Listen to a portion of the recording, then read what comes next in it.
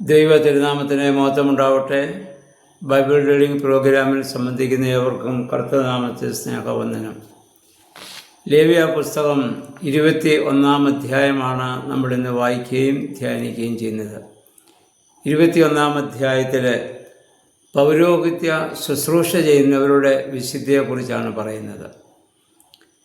ഇതിനു മുൻപേ ശരീരത്തിൻ്റെ വിശുദ്ധിയെക്കുറിച്ചും ഭക്ഷണകാര്യങ്ങളിലുള്ള വിശുദ്ധിയെക്കുറിച്ചും ദാമ്പത്യ ധർമ്മങ്ങളിൽ നമ്മൾ കാത്തുപരിപാലിക്കേണ്ട വിശുദ്ധിയെക്കുറിച്ചൊക്കെ പറഞ്ഞതിന് ശേഷം ദൈവികമായ ശുശ്രൂഷ ചെയ്യുന്ന പുരോഹിതന്മാർക്കുണ്ടാകേണ്ട വിശുദ്ധിയെക്കുറിച്ചാണ്. അപ്പോൾ ആദ്യം അവരോട് പറയുന്നു 2-ാം വാക്യത്തിൽ, മരിക്കുന്നവരെ പ്രതി സ്വയം അശുദ്ധനാകരുത്. പഴയ നിയമം അനുസരിച്ച് മൃതശരീരത്തെ സ്പർശിക്കുന്നവൻ അശുദ്ധനാണ്. അവന് ശുദ്ധീകരണ പ്രക്രിയകളൊക്കെ ചെയ്യണമായിരുന്നു. അതുകൊണ്ട് രാത്രിയിൽ അറിയാതെ പോലും ശവക്കല്ലറകളിൽ സ്പർശിക്കുന്ന വിവരം അശുദ്ധരാകുമായിരുന്നു. അതുകൊണ്ട് അറിയാതെ കല്ലറകളെ പോലും സ്പർശിക്കാതിരിക്കുന്നതിന് വേണ്ടി കല്ലറകളിൽ വെള്ളം പൂശിയിരുന്നു. അങ്ങനെ ആരെങ്കിലും സ്പർശിച്ചു പോയാൽ പിറ്റേ ദിവസം പകൽ മുഴുവനാണ് അവൻ അശുദ്ധനായിട്ട് ഇരിക്കണമായിരുന്നു. എന്നാൽ പുതിയ നിയമത്തിൽ നമുക്ക് അങ്ങനെ ഒരു കാര്യമില്ല. കാരണം വിശ്വാസികളുടെ ശരീരത്തെ നമ്മൾ ചുംബനം നൽകിയാണ് നമ്മൾ യാത്ര അയക്കുന്നത്. കാരണം കർത്താവിൻ്റെ ശരീര രക്തങ്ങളെ അനുഭവിച്ചിട്ടുള്ള ശരീരമാണ് അത്. സഭയെ സംബന്ധിച്ചിടത്തോളം അത് വിശുദ്ധമാണ്. നമ്മുടെ കർത്താവ് പറഞ്ഞു, എൻ്റെ ശരീരം ഭക്ഷിക്കുന്നവൻ എന്നിലും ഞാൻ അവനിലും വസിക്കുന്നു, അവസാന ദിവസം ഞാൻ അവനെ ഉയർത്തെഴുന്നേൽപ്പിക്കും. അപ്പോൾ കർത്താവിനാൽ ഉയർത്തെഴുന്നേൽപ്പിക്കപ്പെടേണ്ട വിശുദ്ധ ശരീരമായതുകൊണ്ടാണ് പ്രാർത്ഥനാപൂർവം ആഘോഷപൂർവ്വം ദേവാലയത്തിലേക്ക് നമ്മൾ കൊണ്ടുപോകുന്നതും പ്രാർത്ഥനയോടെ അത് സംസ്കരിക്കുന്നതും അതിനുശേഷം സംസ്കരിക്കപ്പെട്ട സ്ഥലത്ത് നിന്ന് പ്രാർത്ഥിക്കുന്നതൊക്കെയും അത് വിശുദ്ധം എന്ന രീതിയിൽ നമ്മൾ കാണുന്നതുകൊണ്ടാണ്. എന്നാൽ പഴയ നിയമത്തിൽ അങ്ങനെയായിരുന്നില്ല. അപ്പം അതുകൊണ്ട് പുരോഹിതൻ ആ മൃതശരീരം സംബന്ധിച്ച് അശുദ്ധനാവരുത്. എന്നാൽ അവൻ്റെ മാതാപിതാക്കളോ ചർച്ചക്കാരോ ബന്ധുജനങ്ങളോ ഒക്കെ ആണെങ്കിൽ ആ രീതിയിൽ അശുദ്ധമായാലും പിന്നെ ശുദ്ധീകരണ പ്രക്രിയകൾ ചെയ്താൽ മതി എന്നുള്ളതാണ്. പിന്നെ 4-ാം വാക്യം നമ്മൾ വായിക്കുന്നു, പുരോഹിതൻ ജനത്തിൽ പ്രമുഖനും വിശുദ്ധനായ ദൈവത്തിൻ്റെ പ്രതിനിധിയുമാണ്, അതിനാൽ അവൻ സ്വയം മലിനനാക്കരുത്. ദൈവം വിശുദ്ധനാണ്. ദൈവത്തെ പ്രതികരിക്കുന്ന ആളായതുകൊണ്ടാണ് അപ്രകാരമുള്ള മലിനതയിൽ നിന്ന് ഒഴിഞ്ഞിരിക്കുവാൻ അദ്ദേഹത്തോട് ആവശ്യപ്പെടുന്നത്. ദൈവത്തിൻ്റെ പ്രതിനിധി എന്ന രീതിയിൽ സമൂഹത്തിൽ അദ്ദേഹത്തിന് പ്രമുഖ സ്ഥാനം ഉണ്ട് താനും. പിന്നെ പറയുന്നു, ദുഃഖസൂചകമായി അവന് തലമുണ്ടനം ചെയ്യുക, താടി വടിക്കുക, ശരീരത്തിൽ മുറിവുണ്ടാക്കുക എന്നിവ ചെയ്യരുത്.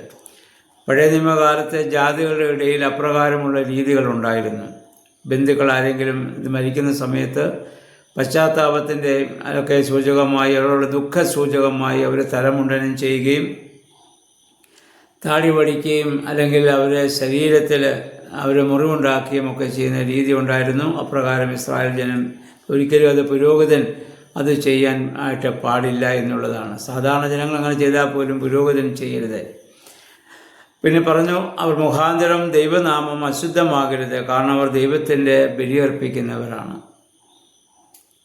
പുരോഹിതൻ മുഖാന്തരം ദൈവനാമം അശുദ്ധമാകാൻ പാടില്ല. ഇന്ന് വാസ്തവത്തിൽ എല്ലാ സഭകളിലും എല്ലാ മതങ്ങളെയും നോക്കുമ്പോൾ ദൈവനാമം ഇന്ന് മലിനമാക്കപ്പെടുന്നത് പൗരോഹിത്യ ശ്രേണിയിലുള്ളവരിലൂടെയാണെന്നാണ് നമുക്ക് മനസ്സിലാക്കാൻ സാധിക്കുന്നത്. ഇത് വളരെ ശോചനീയമായ ദുഃഖകരമായൊരവസ്ഥയാണ്. ആരെല്ലാം ദൈവനാമത്തെ എന്തെല്ലാം ചെയ്താലും എപ്പോഴും ദൈവനാമത്തെ വിശുദ്ധിയോടെ കാണുകയും അവിശുദ്ധമായ ജീവിതം നയിക്കുവാൻ എല്ലാ പുരോഹിതന്മാരും ബാധ്യസ്ഥരാണ്. അത് അവർ പ്രത്യേകമായിട്ട് ശ്രദ്ധിക്കേണ്ടതാണ്.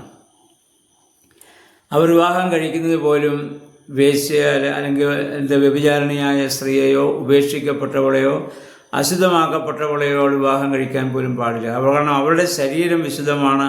ആ വിശുദ്ധമായ ശരീരം അശുദ്ധമായ ശരീരത്തോട് സംയോജിക്കപ്പെടുവാൻ പാടില്ല എന്നുള്ളത് കൊണ്ടാണ്. കാരണം എപ്പോഴും പുരോഹിതൻ ദൈവസന്നിധിയിൽ വിശുദ്ധനായിരിക്കണം എന്നുള്ളത് കൊണ്ടാണ് അങ്ങനെയുള്ളവർ വിവാഹം കഴിക്കരുതെന്ന് പറഞ്ഞത്. പിന്നെ പറയുന്നു, അവൻ കാഴ്ചയപ്പം ദൈവസന്നിധിയിൽ അർപ്പിക്കുന്നവനാണ്. പുതിയ നിയമത്തിൽ നമുക്കറിയാം വിശുദ്ധ കുർബാന അർപ്പിക്കുന്നവനാണ് പുരോഹിതൻ. ഈ പറഞ്ഞ എല്ലാ വിശുദ്ധിയും അവർക്കും ബാധകമാണ്. പിന്നെ മറ്റൊരു കാര്യം കൂടെ പറയുന്നു, ഒരു പുരോഹിതൻ്റെ മകൾ പരസംഗം ചെയ്താൽ പോലും പുരോഹിതൻ അശുദ്ധനാകും. കാരണം അവനിൽ നിന്ന് ജനിച്ച മകൾ, അവൻ്റെ കൂടെ വസിക്കുന്ന മകൾ, അവൾ പരസംഗം ചെയ്താൽ ആ ബന്ധത്തിൽ പോലും അവൻ അശുദ്ധനാകുന്നു എന്നുള്ളതാണ്. അപ്പോൾ പൗരോഹിത്യ ശ്രേണികളുടെ കുടുംബാംഗങ്ങളൊക്കെ ഇത് പ്രത്യേകമായി ശ്രദ്ധിക്കേണ്ട കാര്യമാണ്. 10-ാം വാക്യത്തിൽ നമ്മൾ വായിക്കുന്നു, അവന് തലയിൽ അഭിഷേക തൈലമുള്ളവനും വിശുദ്ധ വസ്ത്രം അവന് ധരിക്കുന്നവനുമായ പുരോഹിതൻ തൻ്റെ തലയെ നഗ്നമാക്കുകയോ വസ്ത്രം കീറുകയോ ചെയ്യരുത്. ഞാൻ പറഞ്ഞല്ലോ നേരത്തെ, ദുഃഖസൂചകമായും മറ്റുള്ളവരുള്ള സ്നേഹത്തെ പ്രതിയും ഒക്കെ ഇങ്ങനെ ചെയ്തിരുന്നു. കണിവിനെ ചെയ്യാൻ പാടില്ലാത്ത കാരണം അവൻ്റെ തലയിൽ അഭിഷേക തൈലം വീണിട്ടുള്ളതാണ്. പുതിയ നിയമത്തിൽ ആ പൗരോഹിത്യ നൽവരം അവൻ്റെ ശിരസിൽ കൈവച്ചാണ് അവന് ഇത് നൽകപ്പെട്ടിട്ടുള്ളത്. അപ്പോൾ ആ രീതിയിൽ നമ്മളതിനെ അശുദ്ധമാക്കാനായിട്ട് പാടില്ല. വിശുദ്ധമായ വസ്ത്രം അവർ ധരിക്കുന്നവരാണ്, ദൈവത്തിൻ്റെ പ്രാതിനിധ്യം വഹിക്കുന്നു എന്നുള്ളത് കൊണ്ടാണ്. 11-ാം വാക്യത്തിൽ പറയുന്നു, മാതാപിതാക്കളുടെ മൃതശരീരത്തെ പോലും അവനെ സ്പർശിക്കാൻ പാടില്ല എന്നാണ്. പിന്നെ പറയുന്നു, വിശുദ്ധ സ്ഥലം വിട്ടുപോകുകയോ അശുദ്ധമാകുകയോ ചെയ്യരുത്. എപ്പോഴും വിശുദ്ധ സ്ഥലത്ത് തന്നെ അതുമായി ബന്ധപ്പെട്ട വിശുദ്ധിയിൽ എപ്പോഴും ജീവിക്കാൻ സാധിക്കണമെന്നുള്ളതാണ് ഇവിടെ ഉദ്ദേശിക്കുന്നത്. കാരണം ദൈവത്തിൻ്റെ അഭിഷേക തൈലം അവനിലുണ്ട്. അഭിഷേക തൈലം അശുദ്ധമായതിൽ പ്രവേശിക്കാനോ അശുദ്ധമായത് ചിന്തിക്കാനോ അശുദ്ധമായ രീതിയിൽ ജീവിക്കാനോ നമ്മെ അനുവദിക്കുന്നില്ല എന്നുള്ളതാണ്. പിന്നെ പറയുന്നു, അവൻ സ്വന്തം ജനത്തിൽ നിന്ന് കന്യകയായവളെ മാത്രമേ വിവാഹം കഴിക്കാവൂ എന്നാണ്.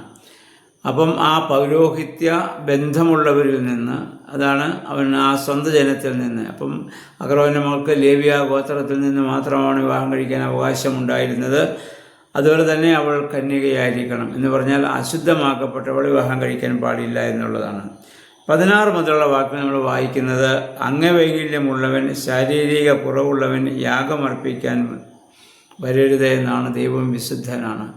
പുതിയ നിയമത്തിൽ നമ്മൾ വരുമ്പോൾ ശാരീരികമായ വൈകല്യമല്ല, ആന്തരികമായ മനസ്സിൻ്റെ ആ വികലതയാണ് നമ്മളിതുമായിട്ട് നമ്മൾ മനസ്സിലാക്കുക. പഴയ നിയമത്തിലെല്ലാം ശരീരപ്രകാരമായതുകൊണ്ട് ശരീരത്തിൻ്റെ കാര്യമാണ് അവിടെ പറയുക. പുതിയ നിയമത്തിലെല്ലാം ആന്തരികമാണ്. അതുകൊണ്ട് കർത്താവ് ഹൃദയവിശുദ്ധി ആവശ്യപ്പെട്ടത് നമുക്ക് അറിയാമല്ലോ. ഇതെല്ലാം ആന്തരികമാണെന്നുള്ള ബോധ്യത്തോടെ എപ്പോഴും ആന്തരികമായ വിശുദ്ധിയോടെ, മാനസികമായ വിശുദ്ധിയോടെ ദൈവസ്ഥലത്തിൽ കടന്നു വരുവാനും ആരാധിക്കുവാനും വിശുദ്ധ കുർബാന അനുഭവിക്കാനും നമുക്ക് സാധിക്കണം. അപ്പോൾ ഈ പഴയ നിയമത്തിലെല്ലാം ശരീരത്തിൻ്റേതാണ്. അതെല്ലാം നമ്മുടെ ഹൃദയവുമായി ബന്ധപ്പെടുത്തി ചിന്തിച്ച് അപ്രകാരം വിശുദ്ധ ജീവിതം നയിക്കുവാൻ ദൈവമേ പരിശുദ്ധാത്മാവെ ശക്തീകരിക്കണമെന്ന് പ്രാർത്ഥിക്കാം.